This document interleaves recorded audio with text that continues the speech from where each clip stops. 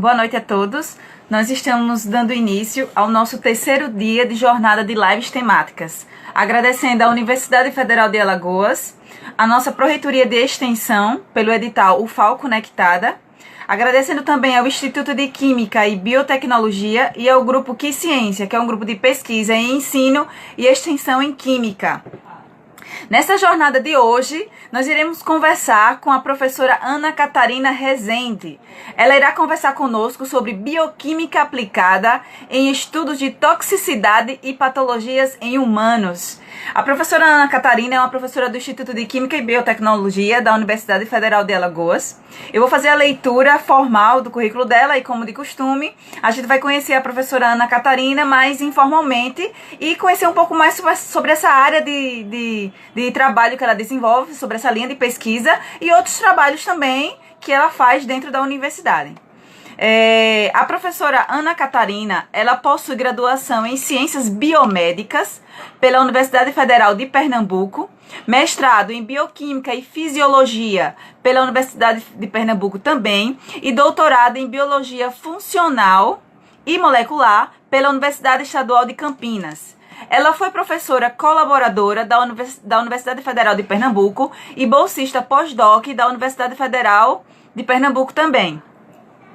Ela é atualmente professora adjunta de Bioquímica na Universidade Federal de Alagoas. Recentemente fez um pós-doutorado CNPq no Laboratório de Bioenergética da Unicamp. Tem experiência principalmente nos seguintes temas: bioenergética mitocondrial. Tem experiência na área de bioquímica, com ênfase em metabolismo e bioenergética, atuando principalmente nos seguintes temas: bioenergética mitocondrial e estresse oxidativo, correlacionados com patologias. Ou seja, é um trabalho muito bem desenvolvido. Vamos aguardar a professora Ana Catarina. Boa noite, professora. Oi, Monique, tudo bom? Tudo bom? Como está nesse período de isolamento social? Hashtag fique em casa, como você está? Então, a gente não está muito isolado, porque a gente está indo trabalhar na UFAL, a gente está com um projeto com Covid, então a gente está tendo que ir todo dia. Tem paciente no HU todo dia a gente tem amostra, todo dia tem que estar na UFAL. Pela ciência, né? Pela ciência. Então, acho que tu vai conversar também um pouquinho sobre isso, né? Professora, eu apresentei, como de costume, formalmente, né? Falando o currículo Lattes. Mas fala pra gente primeiro quem é a professora Ana Catarina, né? Essa trajetória de professora e pesquisadora. Então, Monique, eu comecei na UFPE, né? Como você leu aí, eu sou biomédica, bacharel em biomedicina. Aí fiz iniciação em bioquímica lá na UFPE, depois fiz mestrado também em bioquímica, aí fui para a Unicamp. Aí fiz meu doutorado lá. Meu doutorado saiu como biologia funcional e molecular, mas na verdade é bem bioquímica, sabe? Eu fui para o laboratório de um professor muito conhecido no Brasil na área de bioquímica, que é o professor Aníbal Versese. E quem estudou bioquímica conhece o Lenge, então vou fazer a propaganda do Lenge. O meu orientador foi orientando do Lenge, então ele estudou com o Lenge. Então é uma pessoa que eu admiro muito, é muito meu amigo, hoje é muito meu amigo. E a esposa dele também é muito minha amiga, que também foi minha orientadora, os dois me orientaram. E depois eu voltei para Pernambuco, fiz pós-doc num ex-laboratório meu. Aí depois eu passei na UFAL, no concurso. Aí vim para cá, graças a Deus. Professora, você repetiu a palavra bioquímica várias vezes. Aí eu tenho uma pergunta. O que foi que levou você a trabalhar com bioquímica? Quando foi que surgiu essa paixão? Então, Monique, é engraçado, porque assim, quando eu entrei em biomedicina, né, a gente, quando entra, é muito ganancioso, quer fazer muita coisa, então eu comecei a estagiar logo no hospital de servidores estaduais. Então, eu achava que ia ser biomédica mesmo, trabalhar análises clínicas, e eu gostava muito. E lá eu me identifiquei muito com a bioquímica clínica. Então, eu coletava sangue dos pacientes, ambulatório, UTI, e voltava, e lá era tudo, era muito pobre o hospital, então era tudo manual. Então, eu aprendi a pipetar, fazer um monte de coisa nessa época. Aí eu abri uma vaga num laboratório lá na UFPE, no laboratório de lipídios. E eu comecei a frequentar para ver se eu ia gostar, né? Aí teve uma pessoa que trabalhava lá, que era um mestrando na época, que era a pessoa mais empolgada da face da Terra com pesquisa. E daí eu me fiz uma grande pergunta, se eu realmente queria fazer a vida toda aquele trabalho repetitivo lá no hospital, ou se eu queria todo dia ter um desafio diferente na minha vida. E foi isso que me levou à bioquímica. Foi culpa do meu grande amigo Ebert, que hoje em dia é professor, também de bioquímica. Foi por causa dele que eu fui para essa vida de ciência. Ô, professora, você falou que tem bioquímica clínica, né? E você depois decidiu ser pesquisadora na área de bioquímica. Existem outras subdivisões na área de bioquímica? Tem várias. Então, a bioquímica tem a parte mais dura dela, a parte estrutural, né, de proteínas, de enzimas e carboidratos em si, e todas as outras biomoléculas. E tem essa parte mais de metabolismo. Então, eu me identifiquei de cara com metabolismo e é o que eu sempre trabalhei. Sempre, independente da iniciação, foi um projeto com hiperlipidemia. No mestrado, foi com diabetes, que engloba quase todo o metabolismo. Aí no doutorado eu inventei de ir para a organela mó de todo o metabolismo, que é a mitocôndria. Então, tudo, tem várias áreas, várias sub-áreas, sim. Muito bom. Professora, a gente vai entrar agora no tema exato da nossa live, né? Ou seja, estudos de toxicidade e patologias em humanos. Só que aí a gente conversou um pouco sobre o que seria bioquímica, quer dizer, mais ou menos, né? Seria até melhor que você Uhum. definisse mesmo pra gente o que seria essa bioquímica e depois o que seria essa toxicidade para que o público possa entender e depois patologias, para poder a gente ver melhor como é essa linha de pesquisa que você trabalha, esse estudo que você realiza. Tá, então bioquímica, o próprio sentido da palavra é a química, as reações químicas que ocorrem nos meios biológicos, né? Ou seja, todas as reações químicas que definem o nosso organismo. Vou falar mais em humanos, porque é o foco. Mas, assim, quando a gente pensa em catalisadores, você que trabalhou com catalisadores, existem os catalisadores químicos e os que são as enzimas.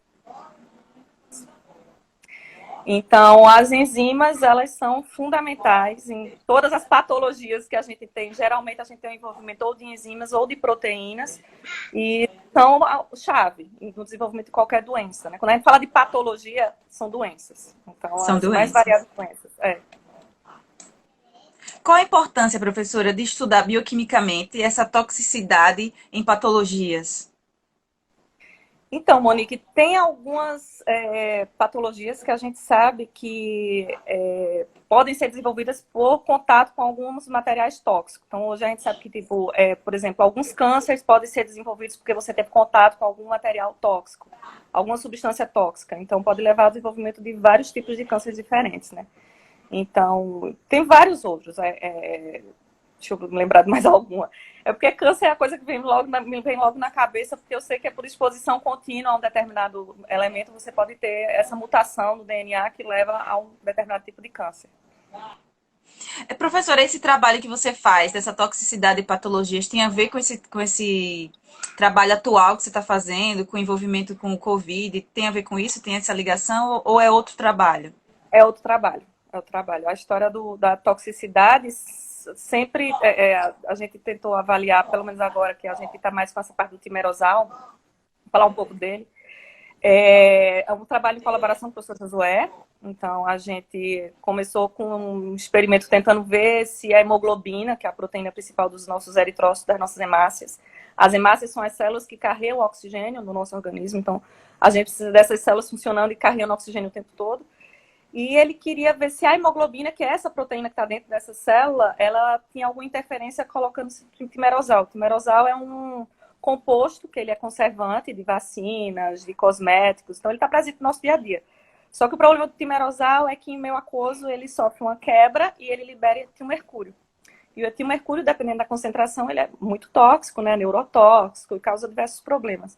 Então, a gente começou a investigar essa parte, se tinha toxicidade ou não, na função primordial dele, que é a captação de oxigênio, a gente viu que tinha. E daí surgiu várias ideias, né? Como sempre, a gente que é pesquisador começa a ter várias ideias. É E isso, verdade. então, aí levou um projeto do meu aluno de iniciação científica, o Marcos, que a gente está terminando de escrever o artigo, está na correção.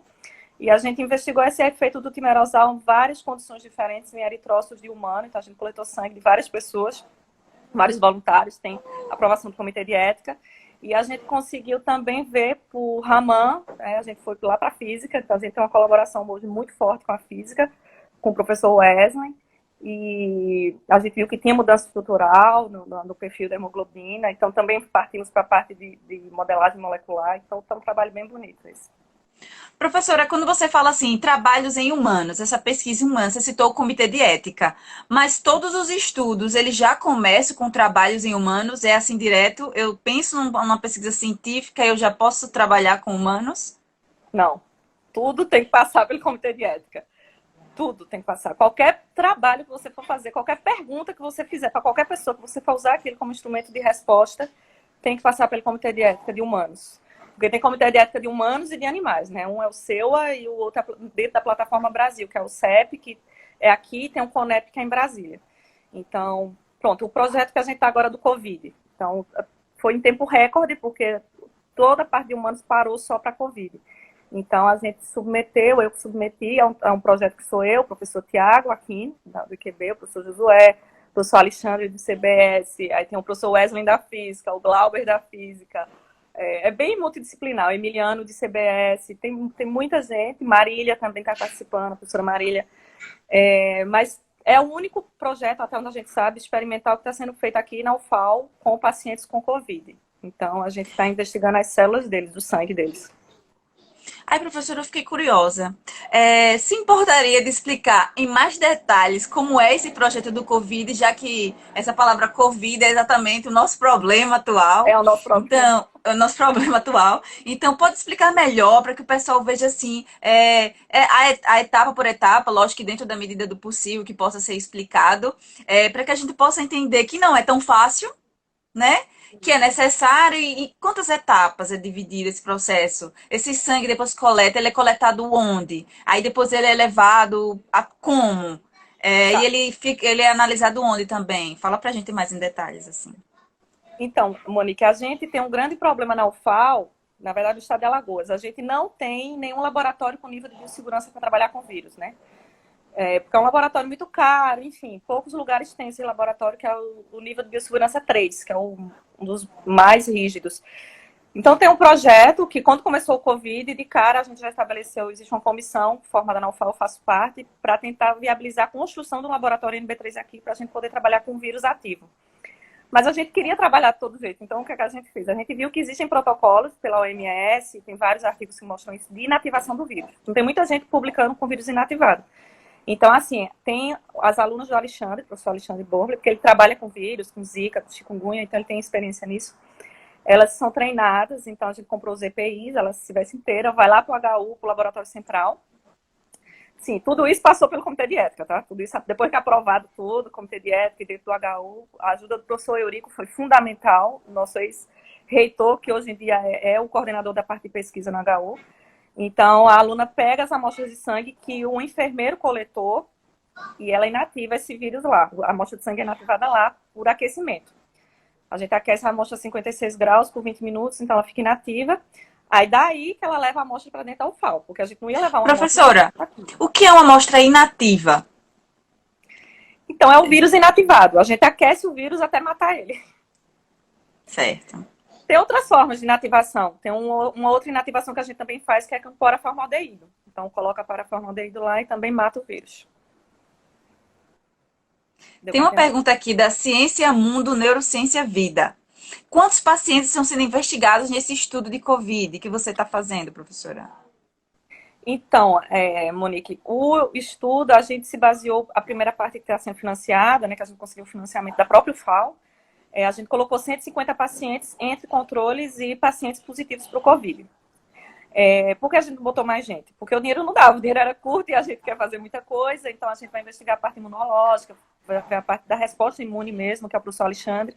Tem a parte de estresse oxidativo, que é a parte de resposta das células, que é o que eu vou fazer, que a gente já começou a investigar. E tem a parte de metabolômica, que o professor Tiago vai fazer, tem a parte de polimorfismo, que vai ser feita com o professor Emiliano. E a gente está vendo também a parte de mudança estrutural, que vai ser feita com o professor Wesley, que já começou a ser feita com o Wesley, e vai ser feita também uma parte lá com o professor Eduardo. Tudo na física. Se a gente for contabilizar, quantos professores pesquisadores estão envolvidos nisso, professora Catarina? Deve ter mais de 10 professores, viu? Tem muita gente. De diferentes áreas, né? A gente é muito empolgado. E o bom desse projeto é isso, Monique, que ele é muito multidisciplinar. Então, a gente conseguiu abraçar muita gente boa no mesmo projeto para tentar investigar uma doença tão grave. Então, Exato. tá sendo muito legal. Assim, uma experiência muito boa.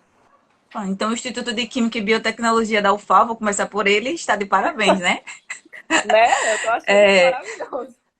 é verdade. A gente tem uma pergunta aqui, professora, do Leandro. Ele fala: Boa noite, professora Catarina. Nós sempre fazemos testes de toxicidade. Os limites de toxicidade para um composto ser usado dependem de quais fatores e se existe um limite para esse valor de toxicidade. Então, boa pergunta, Leandro. Toxicidade, os testes que a gente faz, depende de qual modelo animal você está trabalhando. Se for uma célula isolada, você tem que sempre fazer uma curva dose-resposta para ver o máximo e o mínimo que você consegue ver aquela resposta de toxicidade, né? Tóxica. Quando é em animal, também é a mesma coisa. Então, tem a DL50, que é a dose letal que mata 50% daqueles animais. Então, geralmente, DL50 fica em camundongo.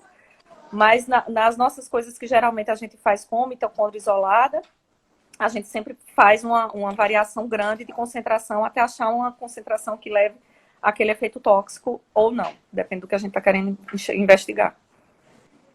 Tem uma pergunta aqui voltada para a questão do Covid, que é a Nutri Samara. Ela pergunta o seguinte: esse estudo que você está realizando, professora, estão, na verdade, investigando as alterações estruturais promovidas pelo vírus? É isso? Ela quer Também, saber. também. Na verdade, o foco principal do nosso trabalho, Monique, é tentar prever o que vai acontecer com aquele paciente. É entregar para o SUS, para o Sistema Único de Saúde, um prognóstico. Então, a gente vai conseguir prever, através do casamento de todas essas respostas, da metabolômica, da parte de resposta imune, dessas alterações estruturais, conseguir prever o que leva um paciente a levar a um estado mais grave de já ir direto para a UTI. Porque aqui no HU, a gente, a priori, só tinha a UTI COVID, que é alta complexidade, ou seja, os pacientes que chegam já vão direto para a UTI.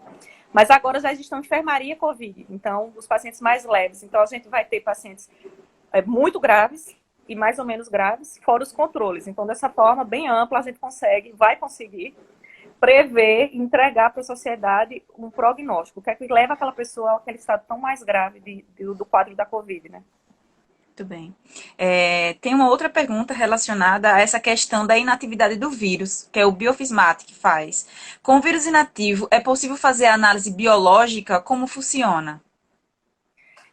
Porque a priori a gente parou o vírus naquele momento da infecção dele, entendeu? Então a célula continua viável, isso foi um teste, uma preocupação da gente. Eu tinha muita preocupação se aquecendo ele, essa amostra ela ainda estaria viável, então a gente fez testes prévios antes de sair a aprovação do comitê de ética. A gente fez testes de isolamento dessas células de sangue, de voluntário, né? Voluntário é meu aluno Marcos, o coitado é sempre ele voluntário. Aí eu coletei sangue dele e a gente fez o mesmo procedimento de inativação e vi que as células estavam ativas, elas continuavam vivas, apesar da inativação viral.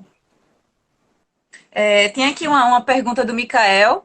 Ele faz: tecnicamente, o vírus é caracterizado como ser vivo, em razão dele não ter metabolismo próprio. Como podemos utilizar a expressão matar o vírus se ele não é considerado um ser vivo? Isso são questões de live ao vivo. É um erro meu, eu sempre falo É matar o vírus. normal. Josué já me falou várias. Josué sempre questionando. Ana Catarina, não é matar o vírus não tá vivo. É um erro meu, concordo com você, não é para falar isso. Ele não é um ser vivo, isso é verdade. Mas a gente consegue inativar ele, ou seja, parar o ciclo dele de invasão celular. A gente consegue parar ele completamente. A gente não tem mais perguntas relacionadas ao vírus Covid, que eu já estou achando que a live deveria ter sido Covid-19. Mas é um tema muito bom e é um trabalho muito bom, professor, e que vale muito a pena ser discutido, né? Principalmente com tantos professores envolvidos e principalmente porque a Universidade Federal está, né, pesquisando dentro dessa área. É muito importante para a gente. Professora, voltando para a questão da toxicidade.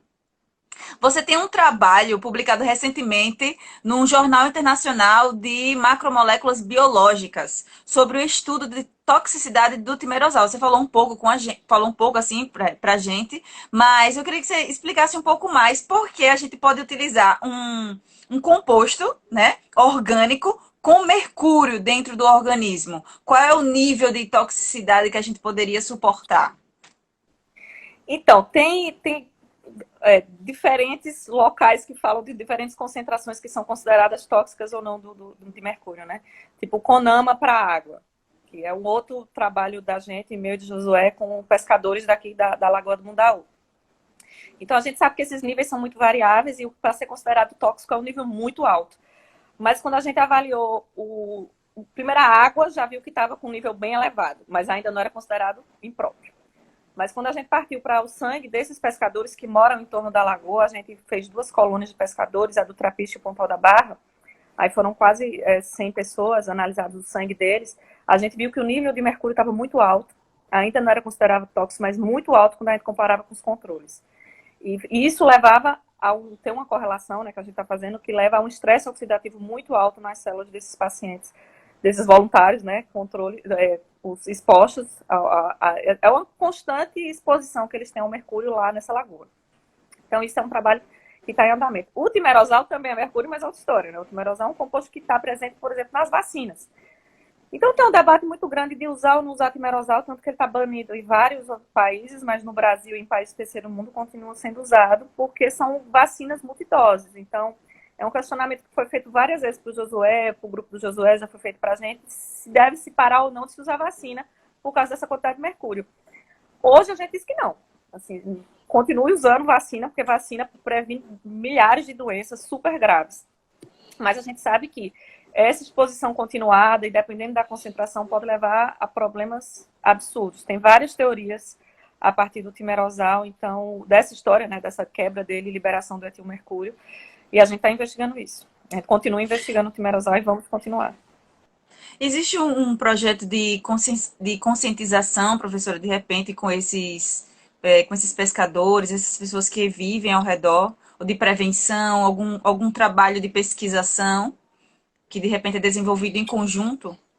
Então, Monique, esse trabalho foi um trabalho multicêntrico, a gente trabalhou junto com o pessoal do SESMAC, eles que faziam as coletas, porque lá tem um curso de biomedicina, e eles faziam, ele virou também um trabalho de extensão, então ele fora ser pesquisa, ele é cadastrado como extensão dentro da UFAL, porque a gente levava os resultados da parte de bioquímica clínica, hematologia para eles, que eu acho que é uma coisa maravilhosa, e discutia com Sim. eles, eu, Josué, o outro professor Rafael, e alunos, o Reginaldo, que é o doutorando responsável, e a gente discutia com eles, você está com nível de colesterol alterado, vamos fazer uma dietinha, e mostramos que realmente os níveis estavam elevados de mercúrio no sangue deles, mas assim, Monique, é muito difícil você conseguir mudar uma realidade de pessoas que dependem daquele lugar, sabe? Eu acho que isso é muito, muito ter que partir mesmo do governo e de entidades muito maiores para tentar despoluir a lagoa, sabe? Não tem só mercúrio elevado, tem vários outros elementos elevados.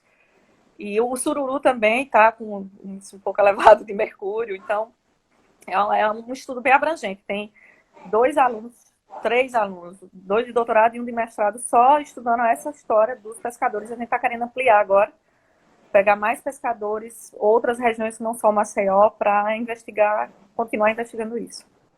Existe algum tipo de trabalho sobre o sururu, professora, dentro da universidade, dentro do instituto, ou se você mesmo já fez algum trabalho relacionado ao sururu? Então tem um trabalho da Maiara, que ela está para defender agora, ela que estudou o sururu para ver essa parte de metais, principalmente do mercúrio, que se bioacumulam, porque ele é bivalve, né? Ele é filtrante, então geralmente se acumula nele. Então foi uma coisa que o José se preocupou muito, da gente ver a água, ver o sururu e depois ver o pescador, uma cadeia mesmo, sabe? Então esse vai ser o trabalho dela, vai ser mais a investigação desses elementos. E eles fizeram isso em vários pontos da lagoa, em vários períodos diferentes. E isso é tudo para casar depois com essa parte de humanos, né? Dos pescadores em si.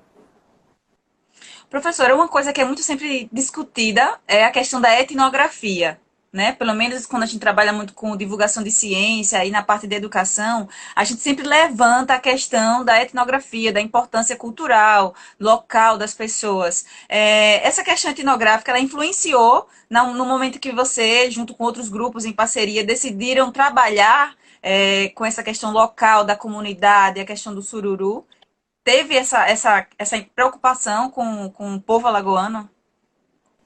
Então, Monique, a gente se apaixona pelo lugar que a gente mora, né? Pelo menos todo lugar que eu morei na minha vida, porque eu não sou daqui, eu sou de Garanhuns, eu sou do interior de Pernambuco, então quando eu morei minha vida quase toda em Recife, eu sou apaixonada por Recife, morei 5 anos em Campinas, 4 de doutorado, mais um pós-doc, amo Campinas. E aqui em Maceió eu já estou há 7 anos, então é um lugar que a pessoa se apaixona, né? Então, foi o meu primeiro trabalho com humano, foi esse, que começou em 2017. Então, para mim, foi voltar para as minhas raízes de biomédica. E eles são muito receptivos, assim. O pessoal da Lagoa é maravilhoso. A secretária Márcia, da Lagoa, do Pontal da Barra, a gente fez amizade mesmo, assim, ela é ótima e a gente... É muito legal. Trabalhar com eles foi uma experiência muito boa e eu espero continuar trabalhando com os pescadores. Então, foi uma coisa muito gratificante para mim, para o Josué e para os alunos. O Reginaldo também ficou apaixonado. A gente gosta muito. Muito mesmo. Muito bom, professora. Tem aqui uma pergunta da Nath Monteiro, que é referente à questão do, acredito que seja do tratamento com Covid, eu imagino, Nath. Se não for, Nath, aí você coloca aqui, tá certo? O que seriam pacientes de controle, professora? Então, os pacientes controle, a gente vai ter dois tipos de controle. Um paciente controle que vai ser o que está lá na UTI, mas que foi diagnosticado como não Covid, e isso a gente teve a preocupação, porque tem os testes, né, o RT-PCR, que é o teste definitivo. Só que a gente pensou, ó, esse paciente pode não estar com Covid, mas está com outra doença muito grave, por isso que ele está lá na UTI. Então, a gente vai ter que ter um grupo controle saudável. Então, a gente vai em colaboração com o professor Marcelo Duzioni, que é um outro grande amigo meu lá do ICBS, que é o professor que está ajudando o LACEN, né, nos testes do RT-PCR. Ele vai fazer de 20 pacientes para a gente, controles, sem patologia nenhuma, saudáveis. Eu vou coletar o suave, a gente vai coletar o sangue. Vai fazer o mesmo procedimento que está sendo feito lá com os pacientes do HU, mas com pacientes saudáveis, controles, para ter esse controle mesmo. Professora, dentro dos seus trabalhos com toxicidade, você trabalha também com nanopartículas, né? Eu vi que você tem um trabalho que você analisa e investiga justamente a toxicidade de nanopartículas de ouro na mitocôndria. É isso mesmo? Então, Por que nanopartículas? Me conta aí. E por que a mitocôndria? Qual é a importância dessa mitocôndria que você quer tanto estudar, a toxicidade das nanopartículas nela? Então, Monique, as nanopartículas entraram na minha vida por causa de um amor meu e seu, né? O Abner. O Abner foi o cara que levou as nanopartículas, né? O Mário, né? O seu ex-orientador, que é o meu amigão. Assim que eu cheguei na UFAL, o Mário foi uma das primeiras pessoas que me chamou para conversar. E ele me propôs, tinha acabado de sair um artigo de um grupo japonês, uma Nanoletters, mostrando que nanopartículas de ouro recobertas com albumina, elas meio que tiravam a toxicidade, né, da nanopartícula de ouro, e se viu que elas tinham um efeito direto em células cancerígenas. Elas eram seletivas só para células cancerígenas e não acontecia nada nas células controle. Aí o Mário me propôs, e era via mitocondrial essa morte das células cancerígenas, né? Aí o Mário me propôs, ele sabia que eu trabalhava com mitocôndria, se eu não queria avaliar esse efeito. Aí foi quando começou a minha história com a Abner, que dura até hoje, né? Foi o mestrado dele, agora o doutorado dele. E a gente viu efeitos bem legais das nanopartículas de ouro recoberta com BSA na mitocôndria. Ela é tóxica, a gente fez a curva dose dependente. Em bastões primeiro, e a gente viu alterações fantásticas que ocorriam. E agora a gente está estudando elas esféricas, está fazendo uma comparação dos bastões para elas esféricas e a resposta muda, mas a gente acha que é por causa da superfície de contato. Então, esse é o trabalho que o Abner está escrevendo agora lá nos Estados Unidos, né, que ele está no sanduíche lá, mas ele está para entregar esse artigo agora. Espero que ele entregue logo. Abner, entrega esse artigo. Professora, quando você falou em questão de seletividade, a nanopartícula ela acaba sendo funcionalizada de uma maneira inteligente, é isso? E quando eu adiciono nanopartículas na mitocôndria, ela seleciona? Como assim? Então, Monique, a gente acha que por diferença de carga, né, a mitocôndria ela tem um potencial de membrana muito alto, né, 180 milivolts, e dentro dela é mais negativo do que fora. Então, como o ouro está ouro zero, mas, né, essa atração por cargas, a gente acredita que é por isso que ele vai para a mitocôndria. Então, os nossos próximos, porque por enquanto a gente trabalhando só com mitocôndria isolada, né, a gente pega o tecido do animal, no caso é o fígado do rato, a gente tira o fígado e faz o isolamento da mitocôndria e avalia isso. A gente quer agora estudar no rato inteiro, né? A gente vai administrar, né, oralmente, eu acho que ou é oralmente ou é via injeção intraperitoneal, eu não me recordo direito, mas a gente vai injetar no bicho e vai ver o que é que acontece. Se essas nanopartículas vão direto para a mitocôndria ou se elas se perdem no meio do caminho. Isso é uma coisa que a gente vai investigar. Estamos esperando o Abner voltar. Professora, eu tenho uma curiosidade. Você mata os ratos? A gente mata. Não é para falar matar. Como é que você faz isso? Fala pra gente. Sacrificar. Eutanasiar, é a palavra certa, é eutanasiar. Tá Então, certo. Monique, Tem várias formas de eutanasiar o animal, né? Geralmente é por decapitação. Então tem uma guilhotina, o povo vai ficar chocado, né? Tem uma guilhotina mesmo, pequenininha, que você bota o pescocinho do coitadinho lá e corta. Mas Mas, existe outra maneira menos trágica, assim? assim, porque a gente... tem muita gente que mata com anestésico. Então você bota uma dose muito alta de anestésico e é a forma que geralmente as pessoas trabalham dessa forma. Você bota uma dose alta de anestésico e o animal morre. Só que o nosso problema é que a gente trabalha com o fígado e o fígado metaboliza tudo que passa. Então, as drogas anestésicas iam atrapalhar o que a gente quer investigar. Então, é um método que é chamado método restrito, dentro da parte de animais, né? Do manual de como trabalhar com animais. Então, só tem duas formas de matar o animal para quando você tem método restrito. Ou é por deslocamento cervical. Então, eu desloco a coluna cervical dele, aí ele morre na hora, sem dor, sem nada. Ou você E a faz a gente tá falando guilhotina. isso rindo, né? Mas tudo bem. É horrível isso. É horrível isso. É muito triste. Mas assim, eu preciso fazer isso. Quando o povo me Professor, os alunos, pergunta, quando você vai. Porque eu acredito que você ensina os alunos a fazerem isso, os alunos de iniciação científica, mestrado, enfim, doutorado. Eles têm essa resistência nesse momento assim inicial, principalmente quem nunca fez isso, tem dificuldade para começar a fazer, ou eles vão de primeira e já fazem? não, eles todos ficam com medo. Eu fiquei, né? A primeira vez que eu fui fazer isso, que eu era aluna, eu chorei, porque eu achei aquilo um absurdo fazer um negócio desse com um animal. Mas aí depois você vai amadurecendo e vai vendo, Monique, que você precisa, é uma ferramenta da gente usar animais. Então, é uma ferramenta necessária para os humanos. Então, não adianta ficar dizendo, porque tem muita gente que fica nessa história de não podemos usar animais. Eu não sou sádica, eu não faço isso porque eu quero. Eu faço isso porque eu estou estudando, Exato. investigando drogas, investigando alguma doença, alguma patologia, que eu não posso fazer isso no humano. Eu não posso pegar um bebê e arrancar um pedaço do fígado dele para investigar o efeito timerosal. O que é que eu faço? Eu pego um ratinho bebê, injeto timerosal e vou ver o que é que acontece com o fígado, com o cérebro daquele ratinho bebê. Então, é uma ferramenta. Eu não faço isso porque eu gosto, eu faço porque é necessário, é científico. Tem uma comprovação e tem um porquê de eu estar fazendo isso. Então, isso com o tempo os alunos vão vendo que tem que ser feito. Então, a gente não avançou o que a gente avançou na ciência em termos de remédios disponíveis e vacinas, se não fosse pelo uso de animais. Então, isso é lenda você acreditar que não usou. Então, é horrível, mas tem que ser usado. Isso não tem saída. Existe um tipo de ratinho adequado, professor, ou qualquer tipo de ratinho serve? Então, Porque assim, Mônica, é em filmes, por engraçado. exemplo, a gente só vê ratinhos brancos, né? Então, tem de todo jeito.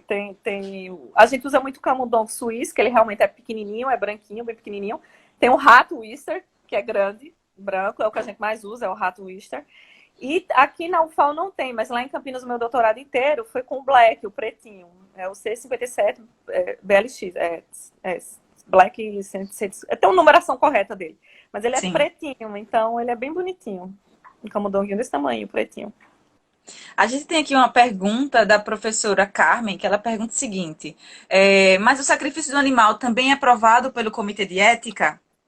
Sim, é outro comitê de ética. Já muda o comitê de ética. É o comitê de ética de animais, o SEUA, que é um comitê, às vezes até mais rígido do que o de humanos, então depende muito. Mas tudo tem que passar por comitê de ética, não adianta. A gente não pode. Porque assim, a UFAL tem um biotério central. Então não adianta você chegar lá e dizer, eu quero 50 animais para daqui a 2 meses. Eles não vão lhe dar. Você primeiro tem que apresentar que está aprovado pelo comitê de ética de animal, para depois fazer sua programação, e aí eles vão lhe dando, fornecendo os animais que você precisa.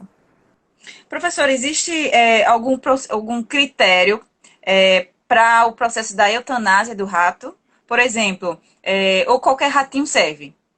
Já tem Não, uma espécie seletiva, um tipo de ratinho já escolhido. Aí tem entre 10 ratinhos. Eu posso usar todos os 10 ou existe algum ratinho que eu diga assim, não, esse não vai servir para o meu estudo? Mônica, às vezes acontece isso. Às vezes uma ninhada nasce com algum problema, algum defeito, sabe? Aqui na UFAL eu não tenho esse problema porque eu só peço o que vem para mim já vem com controle e tal. Não sou eu que fiz o acasalamento. Mas lá na Unicamp, onde eu que cuidava da minha colônia, desses meus ratinhos pretinhos, eu que fazia toda a genotipagem porque eles tinham modificação genética, então eu tinha que fazer o PCR para comprovar que eles continuavam modificados geneticamente e faziam um controle também do nível de colesterol, porque eles tinham um colesterol muito alto. Às vezes nascia uma ninhada ou outra com eles com algum problema, sabe? Os dentes um pouco diferentes, aí ele cresce menos porque não consegue comer, aí você tem que sacrificar esse animal. Você não continua o experimento com ele. E assim, é uma coisa que eu digo aos meninos, quando você trabalha com animal, você tem que imaginar que o animal é igual a gente. O animal precisa comer no tempo, no horário certo, ter a aguinha no dia certo, limpar a gaiola dele, ninguém gosta de ver ambiente sujo, ele também não gosta. E ter o respeito pelo animal, é o mais importante.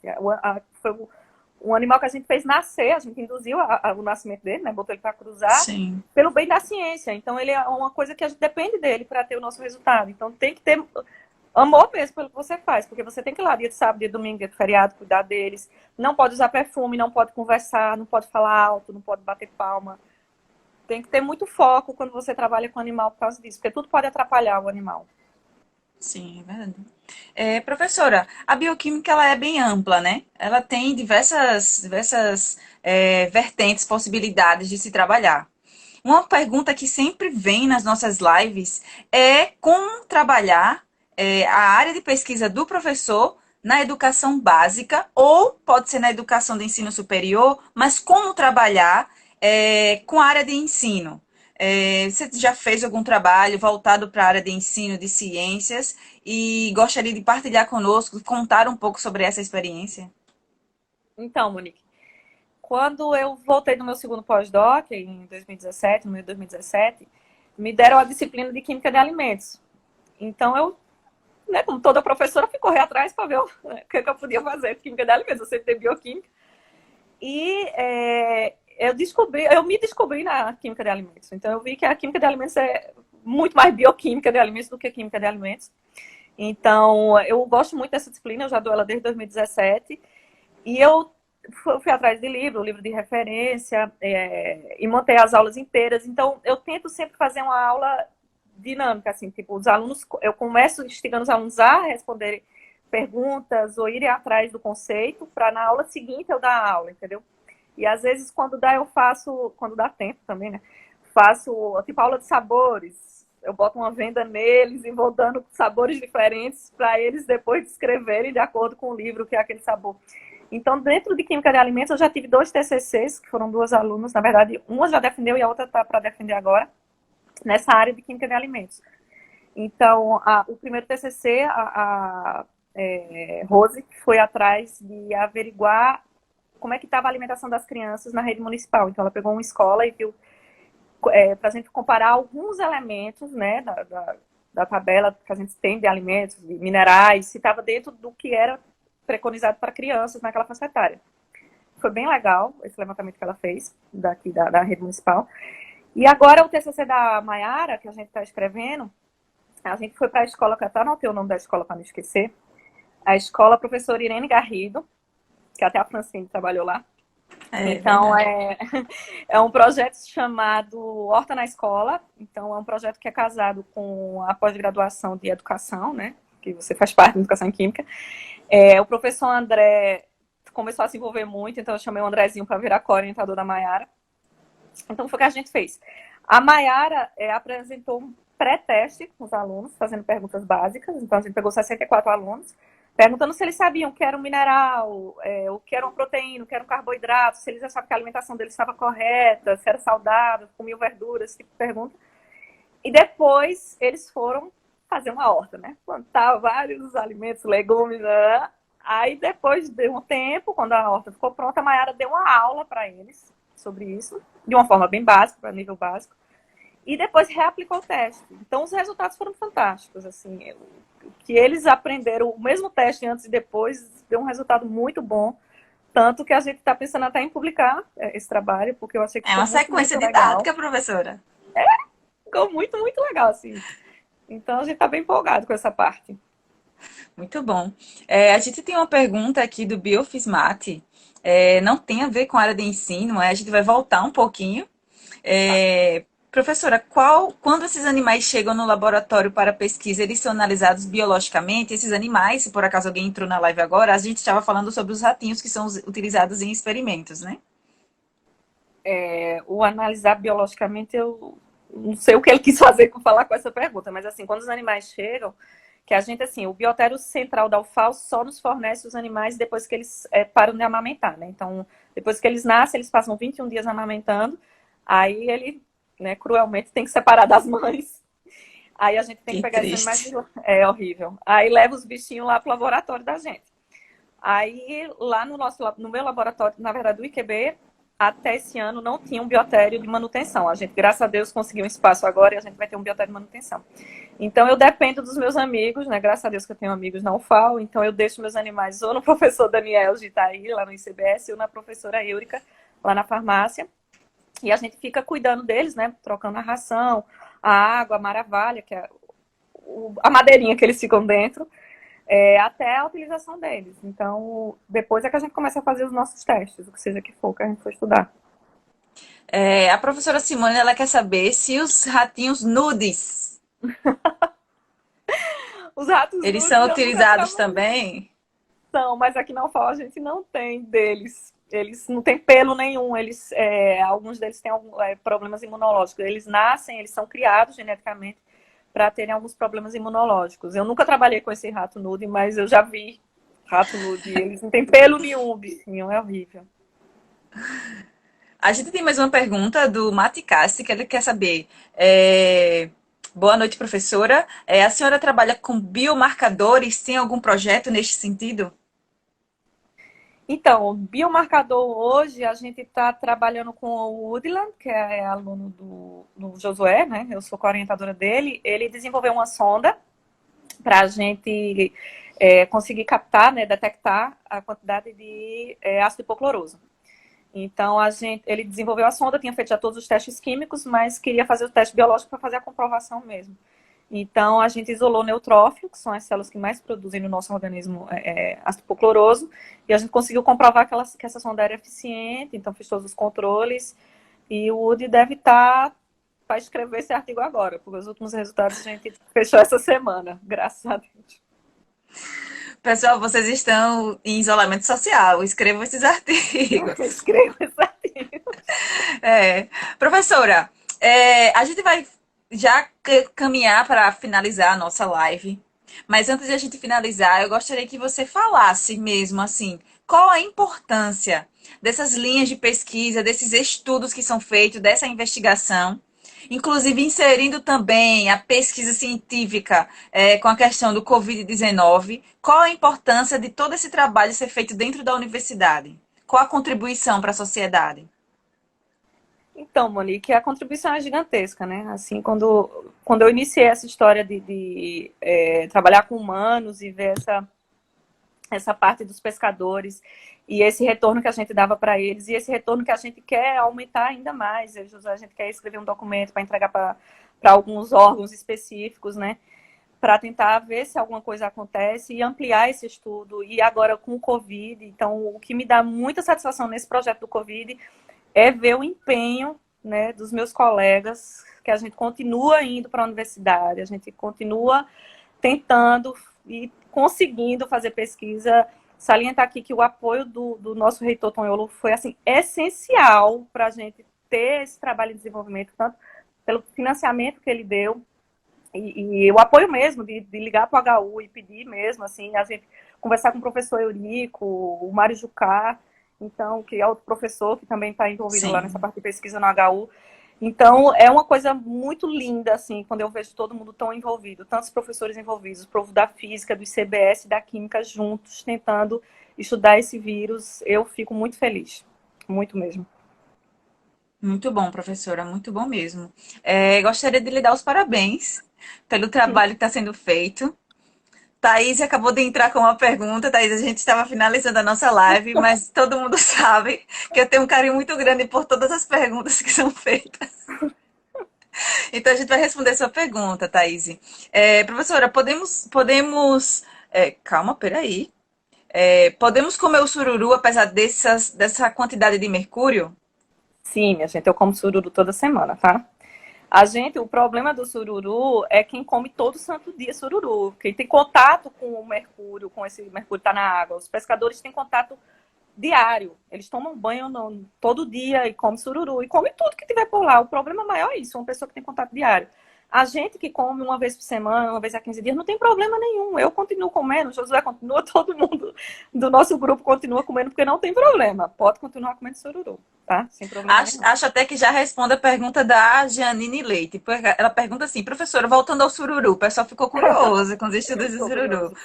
Qual o risco da contaminação da população consumidora por mercúrio? Então, a gente pode consumir. A gente não consome muito, na verdade, né? Geralmente quando a gente consome é uma porção, no almoço ou no jantar. Não tem problema, minha gente. O problema são os pescadores que realmente têm esse contato. E não é com o sururu, na verdade, é mais com a água mesmo que está contaminada. Entendeu? E tem regiões piores na lagoa. O monitoramento que Josué mostrou, tipo, perto do Trapiche, ali é muito pior do que o resto da lagoa. Mas ela inteira está contaminada, na verdade.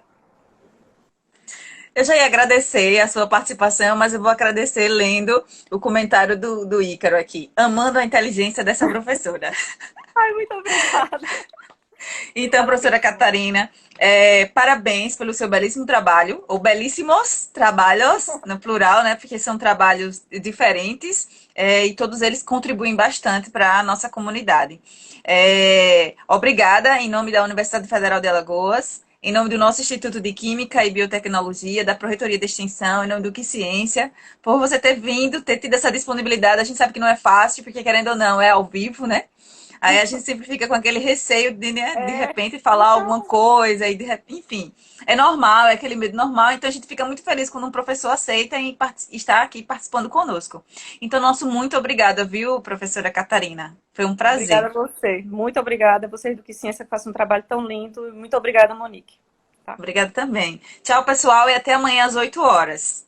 Boa noite a Tchau. todos. Tchau.